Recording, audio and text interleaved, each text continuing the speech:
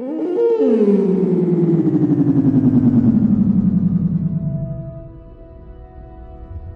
a big ocean. You gotta be able to see what's worth spending your time on. When I'm down there in a submarine and I'm seeing all these animals, it's always about which one of these is new, which one of these has not been seen before to science.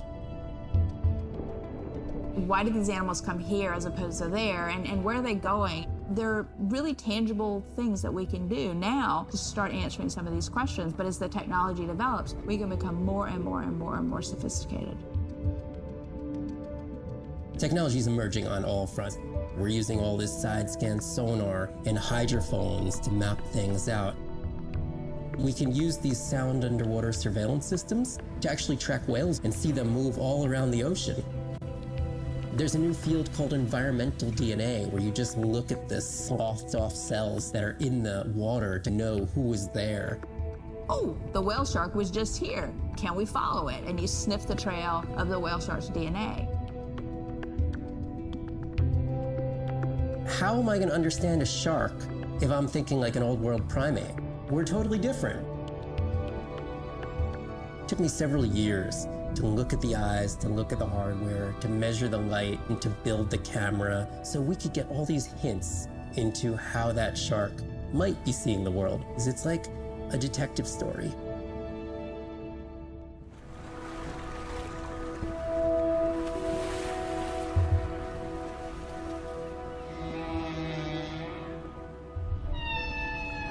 What we know as humans about whales comes from just a few scientists so far, like Roger and Katie Payne.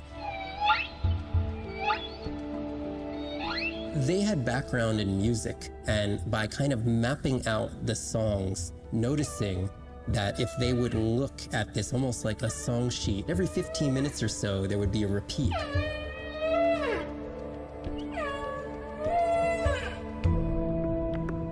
Only male humpbacks sing, but the function of their song is still mysterious.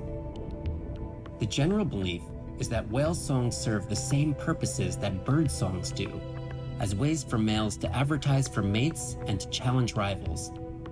But why they change their songs is still unknown. Taking that information from whales and passing that to us humans was one of the most transformative pieces of narrative to feed the Save the Whale movement and maybe save some whales from extinction.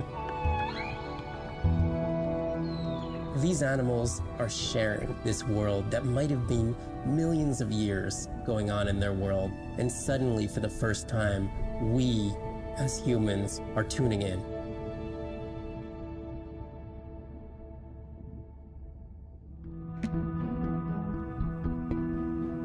If people stayed on the shore and never got underwater, how would we ever know that fish like one another? When you see fish interact with other creatures, like the octopus and the grouper, who go fishing together, they communicate in ways that we don't know what they're saying, but they know what they're saying. They've been on the earth for hundreds of millions of years. They've had a long time to figure out these close relationships. Sharks actually might prey on dolphins in a natural setting, but when they are presented with a bait ball, then they work together for this common goal to feed on the fish.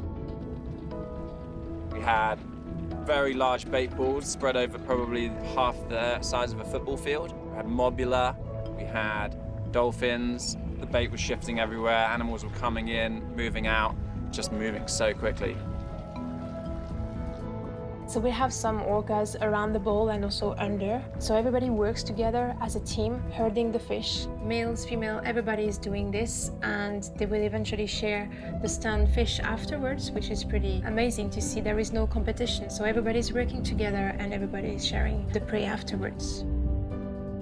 It really takes a long time of being in there, watching the same species of fish to figure out these really interesting things that they're doing. So I think that there's probably a lot of really interesting behaviours out there that we haven't even discovered yet.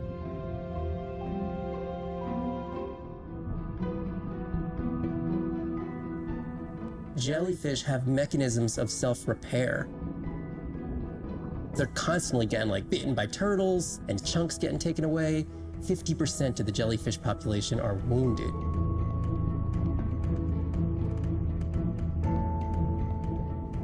So they've gone through 500 million years living, persisting in the ocean in simplicity, and they've come up with some remarkable ways of living.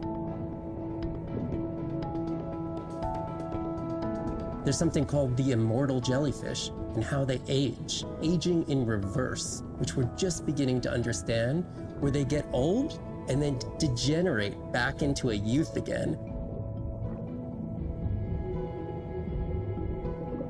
In understanding the gene pathways and how this happens, this could look at, humans. We don't have this capacity to age in reverse. It's like Benjamin Button, and it's here. And it just takes the kind of focus and dedication to look at that jellyfish and to grow that jellyfish and to figure out how to use the best available scientific tools to get at this question. It's just about kind of looking super deeply and letting the secrets unfold.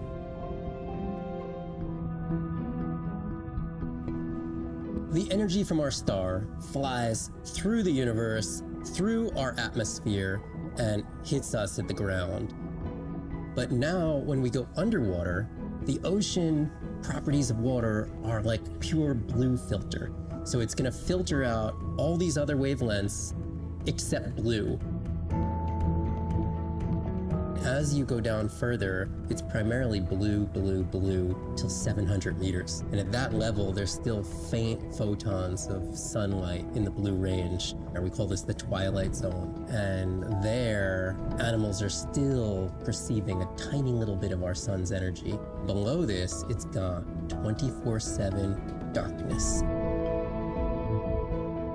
And it turns out that there's a ton of color vision down in the deep. So it's like they're making enough light down there to be able to be satisfying all the eyes of the deep sea creatures. So it's not this totally dark world down there. It's still light. It's just the animals are making the light rather than the sun.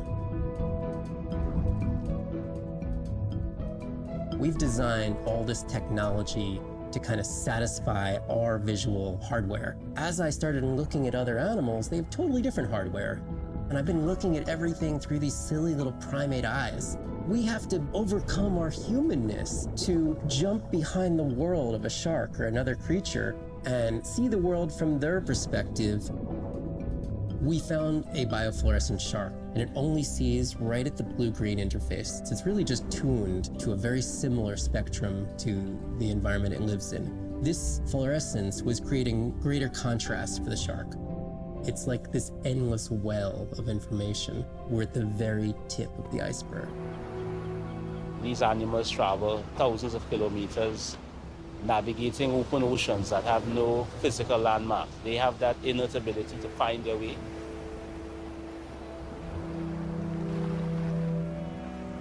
They're only sharing our beach for a short point in time, but they need protection because man has brought an ancient species to near extinction.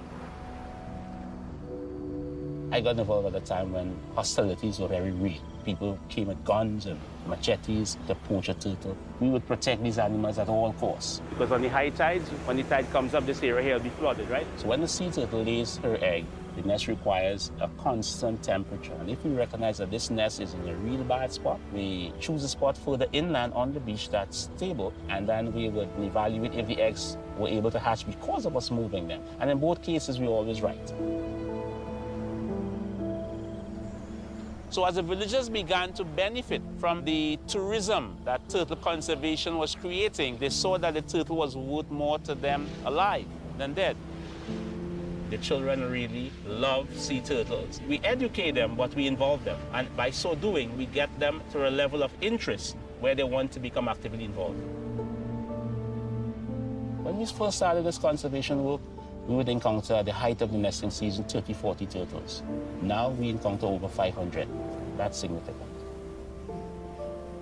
Some people argue, well, that's nature. Leave them. Why protect them? Remember, humans have to intervene sometimes to help nature keep existing.